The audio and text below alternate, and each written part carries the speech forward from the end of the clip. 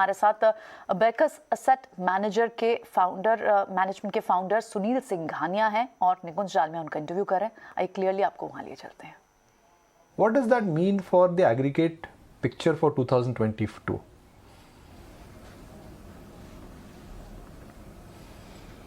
So Nikunj, you are right. I think world has become more dynamic. I think disruptions, new, concepts, new way of living, obviously is the way of life. You forgot the meta world, which is the virtual world, which is as fascinating. It looks like a sci-fi movie, where you virtually buy a house, virtually have friends, virtually buy paintings and so on and so forth, and which is where the NFTs of the world and all come into play. So it is interesting, but at the same time, Nikunj, we should not forget that some of the big gainers have been some old boring businesses, So you have steel and textiles and so many other boring businesses, in fact, give you more returns than all these high-flying themes. So while we have to be aware of all these themes, I think blindly investing in them at whatever valuations is not going to be good for the investors' financial health. So I think obviously, sanity in terms of what one is paying for is as important as the theme you are playing for. So what does that mean? I mean, in case we see a reversal or adjustment in the NFT world or the crypto world, could that impact risk appetite? Could that impact equity as an asset class? They say that it's a flat world and everything is connected. I'm asking you this question is because if there is a risk off moment in other asset classes, could that impact equities in general? So in the near term, you are right that it does impact, but I think overall over a period of time, investors do adjust. So I think the investors who are there in this new age, I would not say themes, but products which the traditional ones don't understand and don't want to understand are very different. So maybe crypto might turn out to be a great asset. I don't know. At least I don't understand it, so we stay away from it. NFT is another thing. The concept is superb, but how do you value them? We don't know. But luckily, in crypto, it's mass retail, so the amount invested is very small so far, as yet. On NFT, it is, I think a very, very handful of investors who are therein. But again, when we look at them and when we read a lot of things written on them, I think the only reason why investors are investing in them is because they believe that the price tomorrow will be more than what it is today. There is no fundamental justification as yet which is given for any of these new age sort of so-called, I would not say called investment instruments, they are trading instruments. But yes, in the near term, if people lose a lot of money in one asset, maybe if the investors are common across asset classes, then it might impact. But at least my view is that it's not going to have too much of an impact on other asset classes. I'm just reading the return what Sunil and his funds have given. Abacus Growth Fund 70%, Benchmark 35%. Abacus Emerging Opportunity Fund 94%, Benchmark 37%. These are fantastic returns. So, like a table thumping applause to Sunil and the kind of returns what his schemes have given. Sunil, one of the reasons why you've done so well is because you took concentrated bet in IT. Mastech, Root Mobile, your good old favorite HCL Tech. Where is IT headed now? And in the light of what we've heard from Accenture, what is your view on that sector? First of all, thanks for the compliments, but just a disclaimer before I answer your questions. I think last 18 months returns were very abnormal. Please don't expect those kind of returns going forward. That's a disclaimer to all our investors and prospective investors. Coming to IT services, Nikunj, IT services is one sector where Indian companies have global competitiveness and global expertise. The other thing which is happening in the IT world is that, a lot of companies still have to adopt the new age way of, basically digitizing their whole operations. So for example, cloud. Everyone wants to move to cloud, There is some data point which says that less than 25% of the companies have still adopted cloud, so 75% more companies have to adopt to cloud.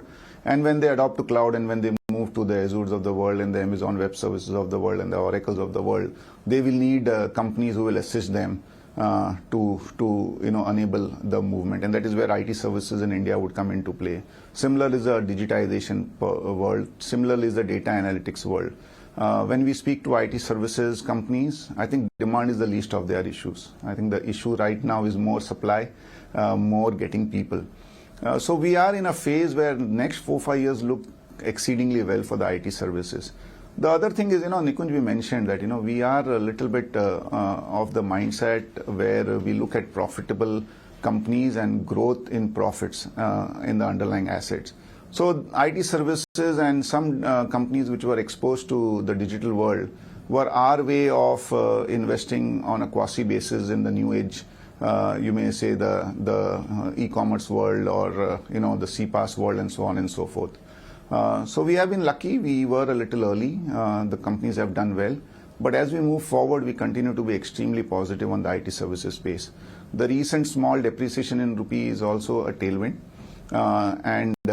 These are companies which keep on growing in mid-teens, free cash flow generating companies, a huge distribution by way of dividends and buybacks.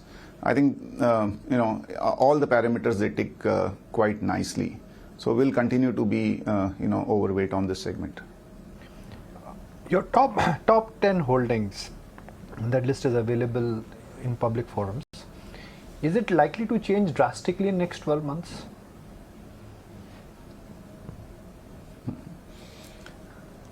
So Nikunj, from our perspective, as long as the company keeps on, performing in line with what we expect them, we have no reason for us to get out of the company. And it's always easy to say the stock has gone up 50%, 100%, let us sell it. But we don't realize that something else which we will buy would have also gone similarly or maybe slightly lower. But as long as the companies perform in line with what we expect or better, there is no reason for us to get out of the company. At the same time, the good thing about the Indian economy and the markets is that we are very diversified. We have presence across sectors. We have so many listed companies. The country grows because of entrepreneurs, and we have lots and lots of them, lots and lots coming up.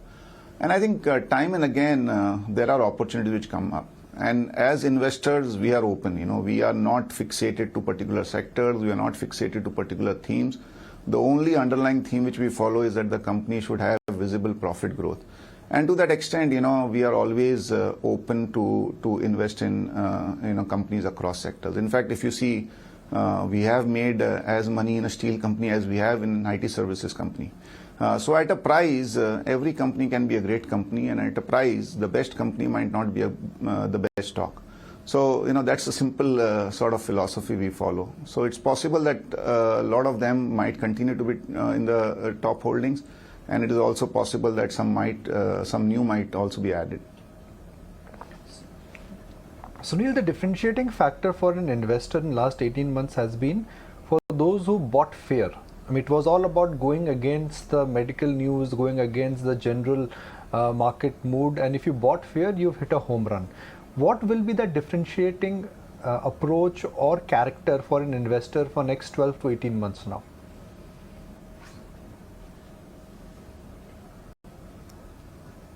So Nikunj, actually, maybe partially you are right that if you bought at the height of the fear, you made a lot of money. But even if you were an investor before COVID, you have made great returns, So both our funds were launched before COVID. So these returns are, irrespective of whether you got in at the height of fear or before that.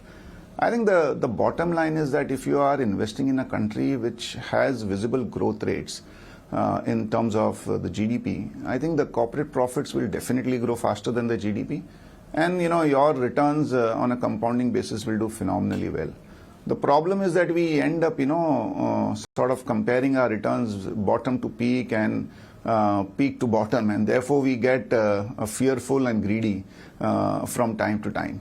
So my view would be that, for an investor, they should have reasonable expectations. And I think if you have a 4-5 year time horizon, there is no reason to believe that Indian equities cannot give you mid-teen kind of returns.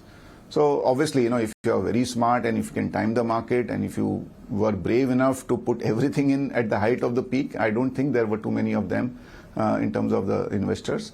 But if you are able to do it, you can do it. But otherwise, keep it simple, be positive and be invested.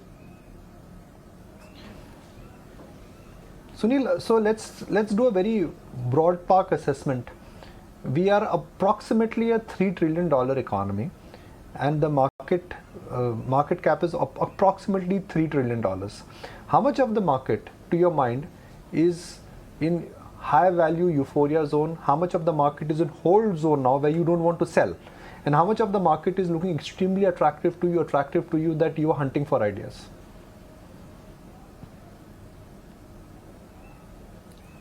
So, what you are saying is definitely time and tested. The market cap to GDP ratio time and again has been proven to be a key indicator. But I think times are changing a little bit. One is there are so many companies which are getting listed at some significantly higher than, I would say fundamental justifiable valuation, largely because investors do believe that in the next 5-10 years they would be great companies in terms of profits also. We don't know. We'll have to see it. Then there is another category of companies which, because they were doing well when the economy was not doing well between 2016 to 2020, trade at some 70, 80, 90 PE multiples. And our view is that there is definitely going to be pressure on that set of companies. Nowhere in the world valuations for companies growing at 10, 11% have sustained at 60, 70, 80 PE multiples. And therefore, I would say that it is possible that there might be an adjustment as far as the composition of the whole market cap is concerned. Textiles at one point of time used to be 25, 27% of the market cap in India. It's down to maybe 1%.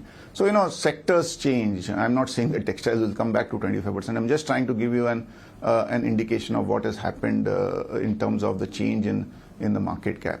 Also, we are not looking at a significant re-rating as far as the PE multiples of the markets are concerned. But, even if you are able to, invest in companies where growth rates in terms of profits are 14, 15%, even without PE re-rating, we can expect that kind of returns. And I think those would be great returns, given the fact that fixed income post-tax is now giving you 3.5% returns. So I think anything which is mid-teen returns, which is in line with the profit growth of your underlying investment, rather than banking on a PE re-rating, should be great numbers. Also, the GDP also will grow, right? So, if you are even able to grow at 7.5% real GDP growth, you add even 4% inflation, your nominal GDP growth can be 11.5%, 12%. So with this ratio being 1:1 or slightly more than 1, even then you can, expect to have like a low teen to mid-teen kind of returns. Why are banks getting punished? And they're getting punished severely now. The template is economy will do well. If economy does well, banks will do well. But the underperformance is stark and it is bothering people. It is hurting investors, and especially for at least large funds which are benchmark dominated, the downtick in banks is a problem.